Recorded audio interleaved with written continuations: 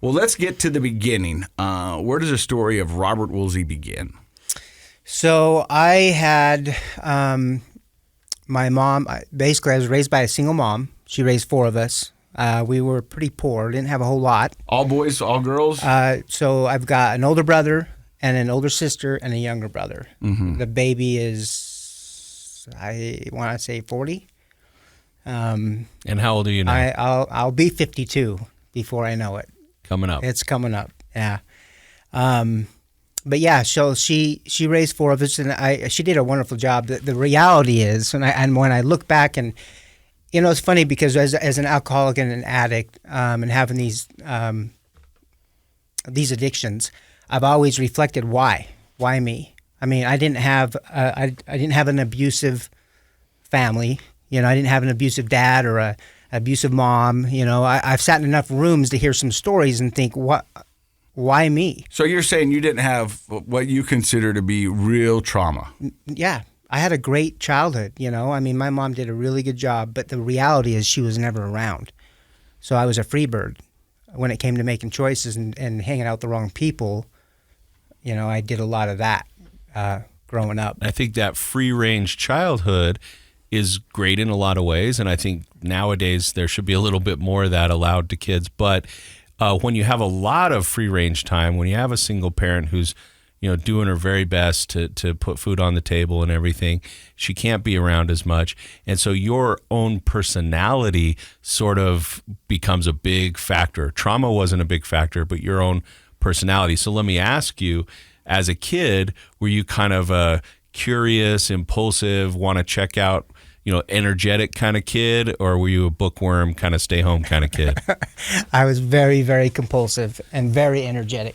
Like my mom was always worrying about me, jumping off the roof. I had an adrenaline junkie kind of thing. Yep. Always getting hurt because I was doing stupid things. Mm-hmm. I'm going to ask you another question because I see a little of you in me.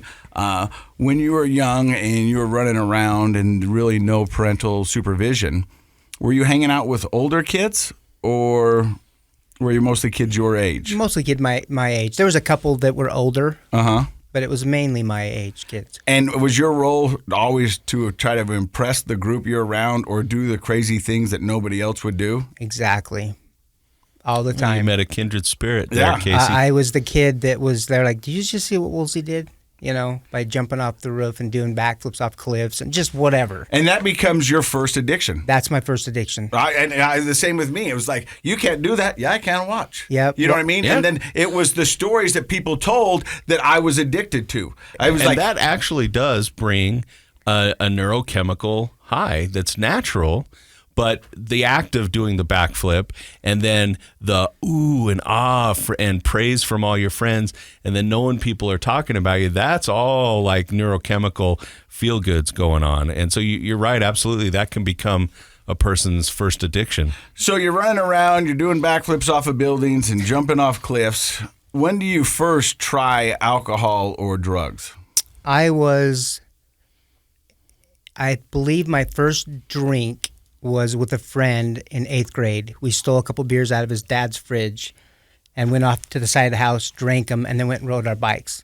And I just remember that feeling I got, because I was kind of a little bit of a shy kid until you got to know me. Then I was that class clown. I was always the kind of the goofy guy. I loved to make people laugh, kind of. But the feeling that I got that day was a good feeling.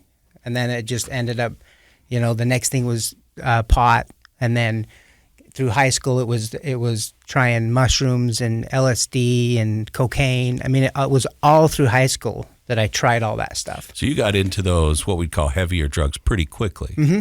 And I like that you point out, even though you were a class clown and you like to do fun, daring things, a part of you was shy. Yeah, I still am kind of to a point. Yeah, and a lot of people, because you don't see that on a person's outside all the time. Like you can model shyness. We can all act shy and somebody could identify we're acting shy. But shyness, that anxiety, that hesitation, that social discomfort, that's a real internal thing. And a lot of times kids who become the class clown are actually compensating for those feelings of shyness, as well as the alcohol and drugs. Like how many people have we had on the show, Casey, who they said, "Oh man, when I took that first hit or when I had that first drink, that little shyness, that anxiety, poof, it was gone. I just love that euphoric release. It's like getting out of prison." They say I became the person I always wanted to be. Yeah. You don't have that feeling anymore. Exactly. It was like this is what I'm missing. This is who I'm supposed to be. Yep. Everybody loves this guy. Hey, this guy is the life of the party. He's not afraid. Yep. He's daring. He's bold. He's brazen. He's jumping off roofs. He's doing backflips off of cliffs. That's this guy. That's the guy I want to be. Yep. And my kids loved it. I mean, I always had a good relationship with my kids, even though it was strained and I wasn't present because I was always drinking or using. But they loved what we did because we were always doing that kind of stuff, like going to Lake Powell, and they were the ones that Adventurous. I want to do what Dad's doing. Yeah. Yeah. And you were that adventurous guy even as an adult with children, I guess. Yep. Yeah.